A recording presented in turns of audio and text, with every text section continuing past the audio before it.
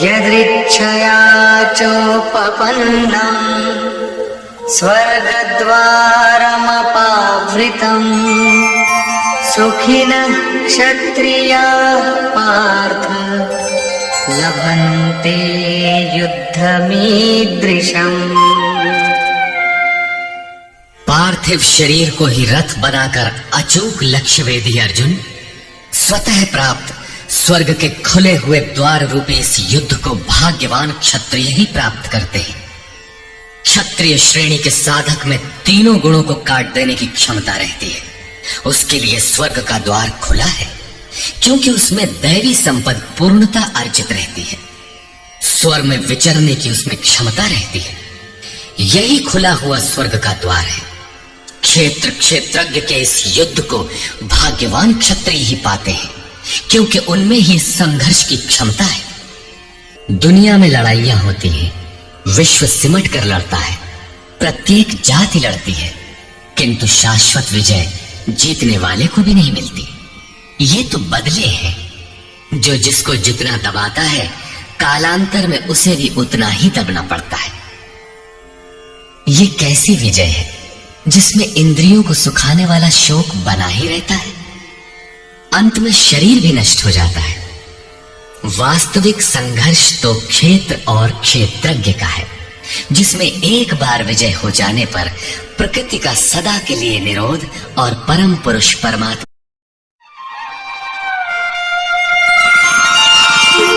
अथ चेत्त्वमिमं धर्म्यं संग्रामं न करिष्यसि ततः स्वधर्मं कीर्तिं च हित्वा पापमवाप्स्यसि।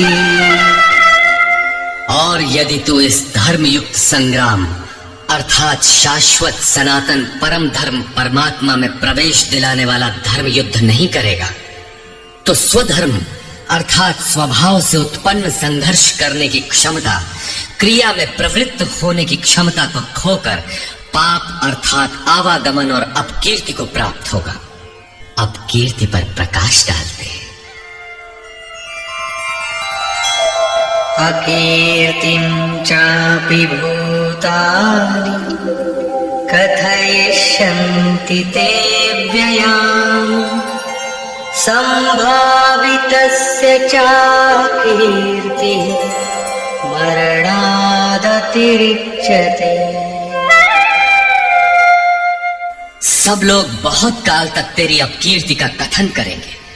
आज भी पदच्युत होने वाले महात्माओं में विश्वामित्र, पाराशर, निमि, श्रृंगी इत्यादि की गणना होती है। बहुत से साधक अपने धर्म पर विचार करते हैं, सोचते हैं कि लोग हमें क्या कहेंगे। ऐसा भाव भी साधना में सहायक होता है। इससे साधना में लगे रहने की प्रेरणा मिलती है। कुछ दूरी तक यह भाव भी साथ देता है। माननीय पुरुषों के लिए अपकीर्ति मरण से भी बढ़कर होती है। भयाद्रणादुपरतम् मंस्यन्ते त्वां महारथाः येषां च त्वं बहुमतो भूत्वा यास्यसि लाघवम्। जिन महारथियों की निगाह में तू बहुत माननीय होकर अब तुच्छता को प्राप्त होगा, वे महारथी लोग तुझे भय के कारण युद्ध से उपराम हुआ मानेंगे। महारथी कौन? इस पथ पर महान परिश्रम से आगे बढ़ने वाले साधक महारथी हैं। इसी प्रकार इतने ही परिश्रम से अविद्या की ओर खींचने वाले काम, क्रोध, लोभ, मोहादि भी महारथी हैं, जो तुझे बहुत सम्मान देते थे कि साधक प्रशंसनीय है। तुम उनकी निगाह से गिर जाओगे। इतना ही नहीं, बल्कि अवाच्य वादांश्च बहून् वदिष्यन्ति तवाहिताः निन्दन्तस्तव सामर्थ्यम् ततो दुःखतरं नु किम्। वैरी लोग तेरे पराक्रम की निंदा करते हुए बहुत से न कहने योग्य वचनों को कहेंगे। एक दोष आता है तो चारों ओर से निंदा और बुराइयों की झड़ी लग जाती है। न कहने योग्य वचन भी कहे जाते हैं। इससे बड़ा दुख क्या होगा? अतः हतो वा प्राप्स्यसि स्वर्गम् जित्वा वा भोक्ष्यसे महीम् तस्मादुत्तिष्ठ कौन्तेय युद्धाय कृतनिश्चयः। इस युद्ध में मरोगे तो स्वर्ग प्राप्त करोगे। स्वर में विचरने की क्षमता रहेगी। श्वास से बाहर प्रकृति में विचरने की धाराएं निरुद्ध हो जाएंगी। परम देव परमात्मा में प्रवेश दिलाने वाली दैवी संपद हृदय में पूर्णता प्रवाहित रहेगी। अथवा इस संघर्ष में जीतने पर महामहिम स्थिति को प्राप्त करोगे। इसलिए अर्जुन, युद्ध के लिए निश्चय करके खड़ा हो। प्रायः लोग इस श्लोक के अर्थ में समझते हैं कि इस युद्ध में मरोगे तो स्वर्ग जाओगे और जीतोगे तो पृथ्वी का भोग भोगोगे। किंतु आपको स्मरण होगा, अर्जुन कह चुका है, भगवान पृथ्वी ही नहीं अपितु त्रैलोक्य के साम्राज्य और देवताओं के स्वामीपन अर्थात इंद्र पद प्राप्त होने पर भी मैं उस उपाय को नहीं देखता जो इंद्रियों को सुखाने वाले मेरे शोक को दूर कर सके। यदि इतना ही मिलना है तो गोविंद, मैं युद्ध कदापि नहीं करूंगा। यदि इतने पर भी श्री कृष्ण कहते कि अर्जुन लड़ो, जीतोगे तो पृथ्वी पा जाओगे, हारोगे तो स्वर्ग के नागरिक बन जाओगे, तो श्री कृष्ण देते ही क्या है? अर्जुन इससे आगे का सत्य, श्रेय, परम कल्याण की कामना वाला शिष्य था, जिसे सद्गुरुदेव श्री कृष्ण ने बताया कि क्षेत्र क्षेत्रज्ञ के इस संघर्ष में यदि शरीर का समय पूरा हो जाता है और लक्ष्य तक नहीं पहुंच सके तो स्वर्ग प्राप्त करोगे, अर्थात स्वर में ही विचरण करने की क्षमता प्राप्त कर लोगे। दैवी संपत हृदय में ढल जाएगी और इस शरीर के रहते रहते संघर्ष में सफल हो जाते हो तो महिम, सबसे महान ब्रह्म की महिमा का उपभोग करोगे, महामहिम की स्थिति प्राप्त कर लोगे। जीतोगे तो सर्वस्व, क्योंकि महामहिमत्व को पाओगे, और हारोगे तो देवत्व। दोनों हाथों में लड्डू रहेंगे, लाभ में भी लाभ और हानि में भी लाभ ही है। पुनः इसी पर बल देते हैं, सुख दुःखे समे कृत्वा लाभालाभो जयं जयं ततो युद्धाय युज्यस्व नैवं पापमवाप्स्यसि। इस प्रकार सुख दुख, लाभ हानि, जय पराजय को समान समझकर तू युद्ध के लिए तैयार हो। युद्ध करने से तू पाप को प्राप्त नहीं होगा, अर्थात सुख में सर्वस्व और दुख में भी देवत्व है। लाभ में महिम की स्थिति अर्थात सर्वस्व और हानि में भी देवत्व है। जय में महामहिम स्थिति और पराजय में भी दैवी संपत्ति पर अधिकार है। इस प्रकार अपने लाभ हानि को भली प्रकार स्वयं समझकर तू युद्ध के लिए तैयार हो। लड़ने में ही दोनों वस्तुएं हैं। लड़ोगे तो पाप अर्थात आवागमन को प्राप्त नहीं होगे, अतः तू युद्ध के लिए तैयार हो। एषा ते विहिता सांख्ये बुद्धिर्योगे त्विमां शृणु बुद्ध्या युक्तो यया पार्थ कर्मबन्धं प्रहास्यसि। पार्थ, ये बुद्धि तेरे लिए ज्ञान योग के विषय में कही गई है। कौन सी बुद्धि?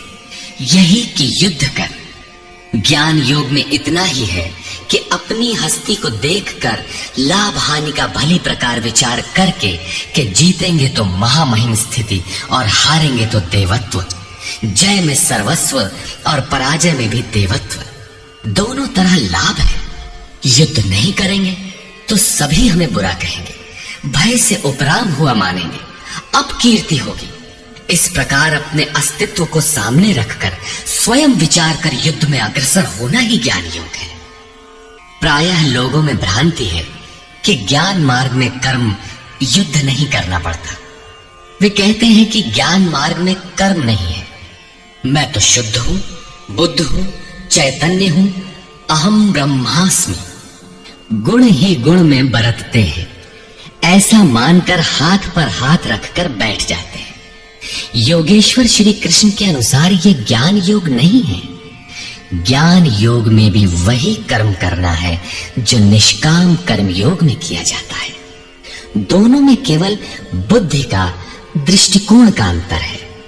ज्ञान मार्गी अपनी स्थिति समझकर अपने पर निर्भर होकर कर्म करता है, जबकि निष्काम कर्मयोगी इष्ट के आश्रित होकर कर्म करता है। करना दोनों मार्गों में है और वो कर्म भी एक ही है जिसे दोनों मार्गों में किया जाना है। केवल कर्म करने के दृष्टिकोण दो है। अर्जुन, इसी बुद्धि को अब तू कर्म योग के विषय में सुन, जिससे युक्त हुआ तू कर्मों के बंधन का अच्छी तरह नाश करेगा। यहां श्री कृष्ण ने कर्म का नाम पहली बार लिया, लेकिन ये नहीं बताया कि कर्म है क्या। अब कर्म न बताकर पहले कर्म की विशेषताओं पर प्रकाश डालते हैं।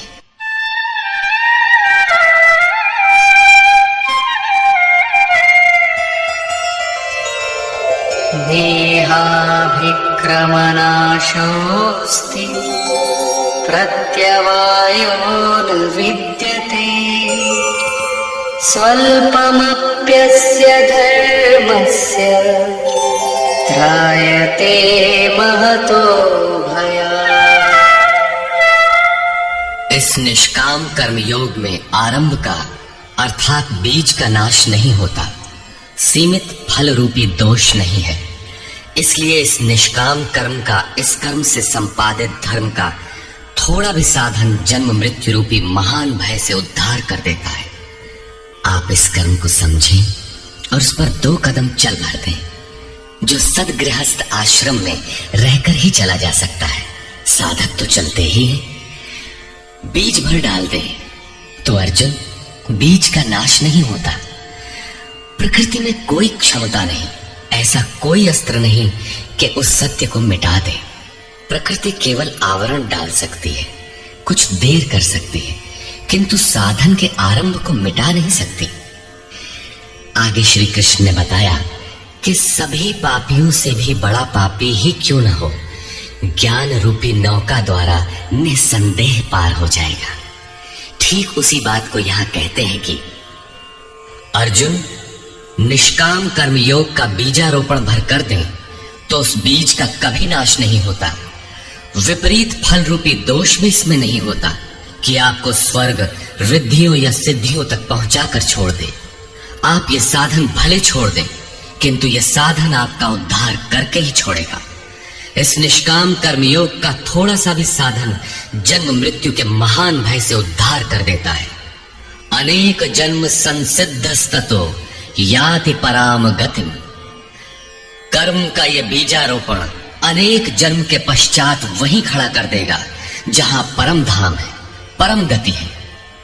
इसी क्रम में आगे कहते हैं, व्यवसायात्मिका बुद्धि एकेह कुरु नन्दन बहुशाखा ह्यनन्ताश्च बुद्धयो व्यवसायिनाम्।